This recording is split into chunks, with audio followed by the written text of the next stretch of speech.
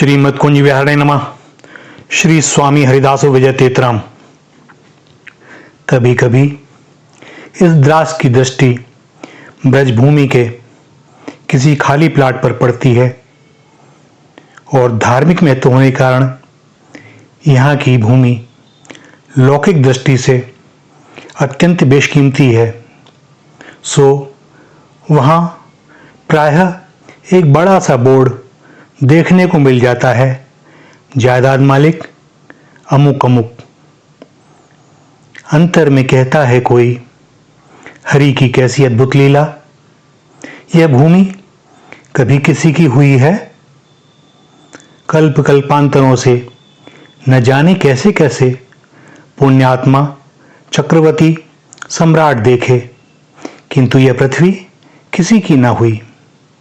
आज भूमि के किसी भी टुकड़े पर उनका कहीं कोई नामो निशान नहीं, और हम अपनी भूमि की, कोठी की, फैक्ट्री की, फ्लैट के स्वामित्व की बात करते हैं।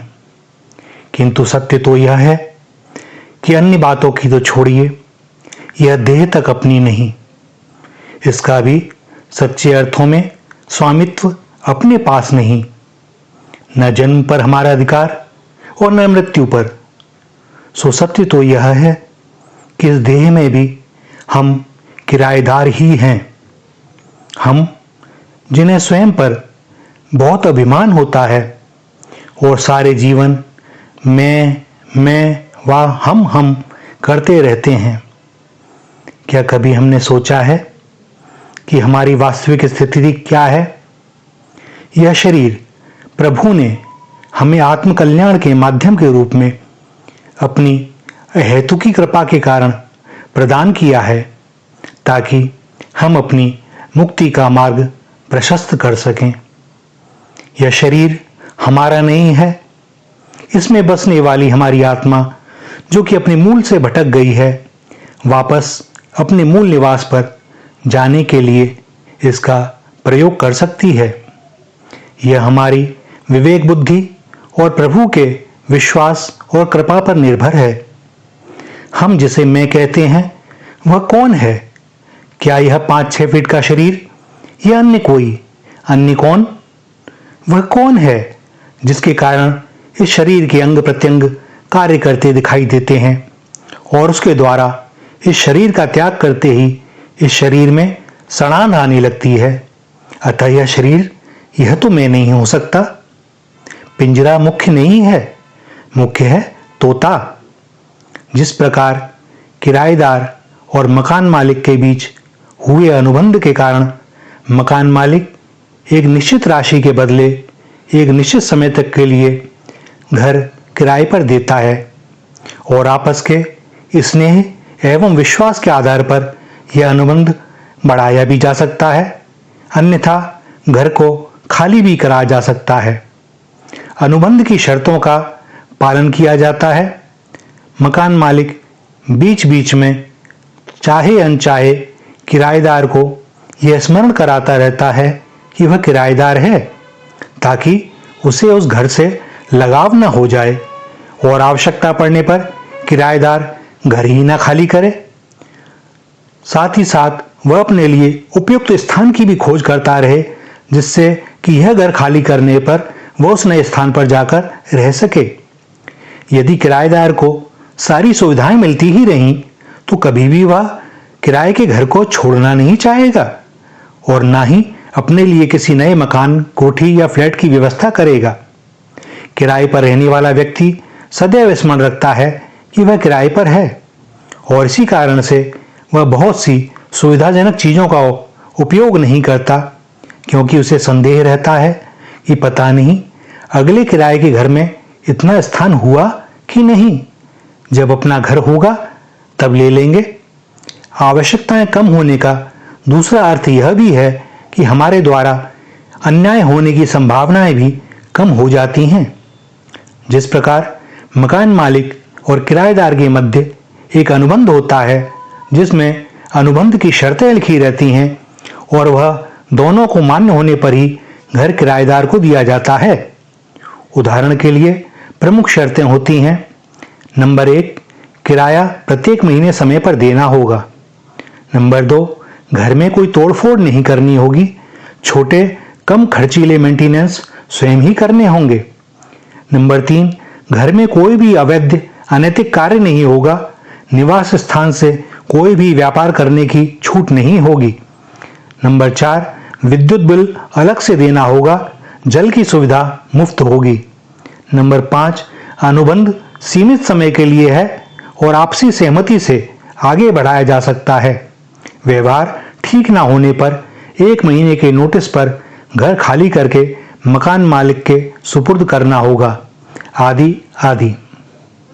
दास को यह प्रतीत होता है कि अपने दयालु कृपालु स्वभाव के कारण उन्होंने हमें यह देह प्रदान कर दी, परंतु हमें कम से कम इस लौकिक व्यवहार के नियमों के अनुसार तो चलना ही चाहिए, ताकि इस जन्म में ग्लानि और पश्चाताप से न भर जाएं। अतः पहले अनुबंध की शर्त को इस तरह देखें। नंबर 1, प्रत्येक महीने किराए का अर्थ है कि हम सभी इंद्रियों के द्वारा प्रभु की सेवा करें।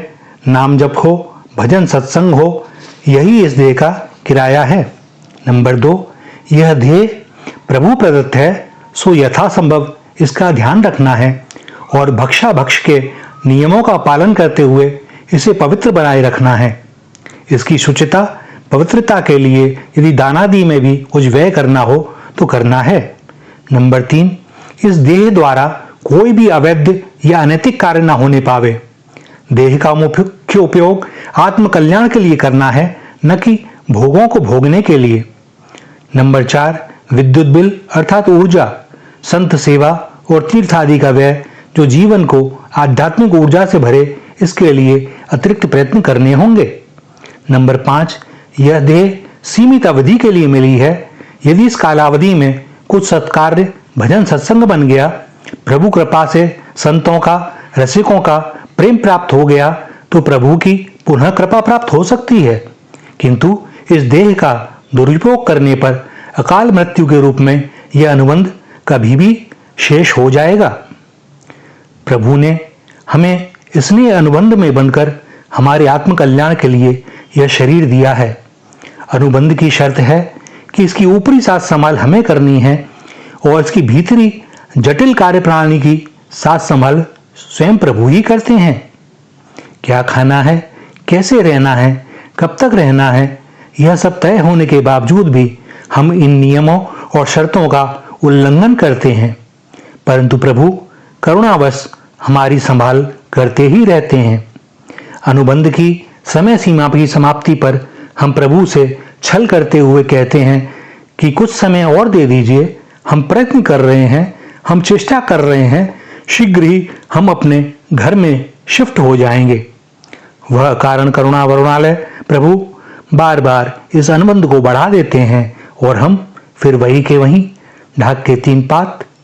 हम ऐसे सांसारिक प्रपंचों में फंस जाते हैं कि जब यह शरीर भी अपना नहीं है, किराए पर है, और उस पर मजा यह कि हमको अनुबंध में मानी गई तय समय सीमा भी याद नहीं है और इसके लिए हम पूरे जीवन भर सुविधाएं जुटाते रहते हैं।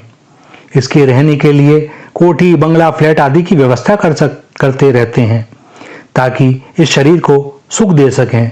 अब वह चाहे कैसे भी हो, येन केन प्रकारेण, जबकि सुख तो आत्मा को देना था। इस शरीर की सारी आवश्यकताएं तो श्री हरि ही पूरी कर रहे हैं, किंतु हम माया में ऐसे रम जाते हैं कि हमें इस घर को कभी छोड़ने की स्मृति भी नहीं रहती। ये धूम धड़का साथ लिए क्यों फिरता है जंगल जंगल, एक तिनका साथ न जावेगा, मौकूफ हुआ जब अन्न और जल। घर बार अटारी चौपारी, क्या खासा नैन सुख और मलमल, क्या चिलमन पर्दे फर्श नए, क्या लाल पलंग और रंग महल। सब ठाट पड़ा रह जाएगा जब लाद चलेगा बंजारा। कुछ काम ना आवेगा तेरे ये लालो जमरूद सी मोजर। जब पूंजी बाट में बिखरेगी हर आन बनेगी जानू पर।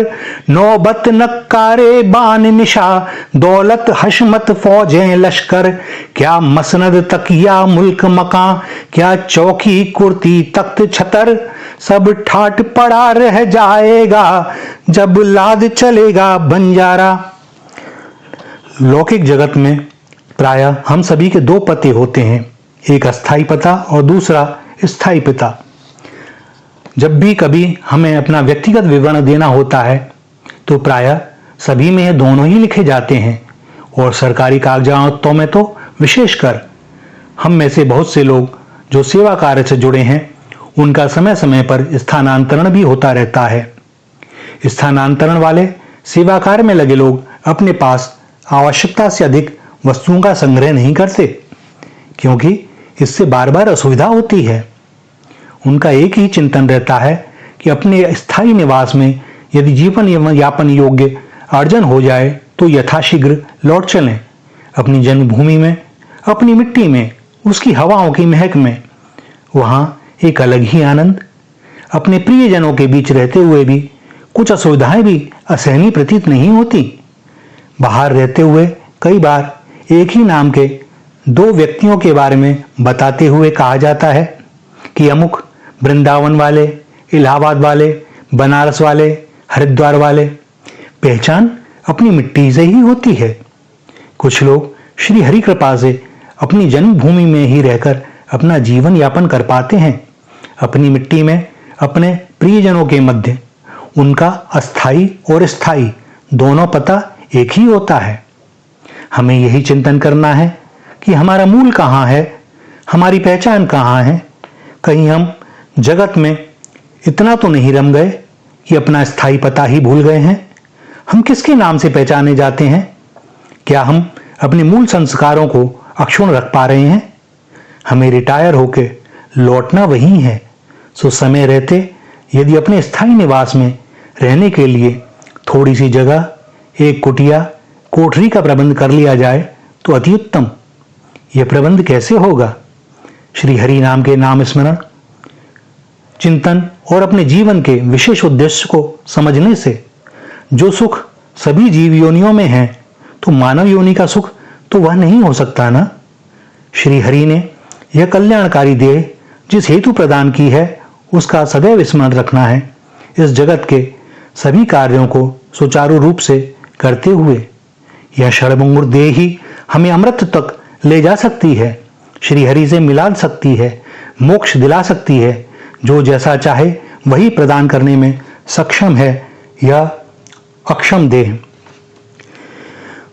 रुचि के सवारे नहीं अंग अंग श्यामा श्याम।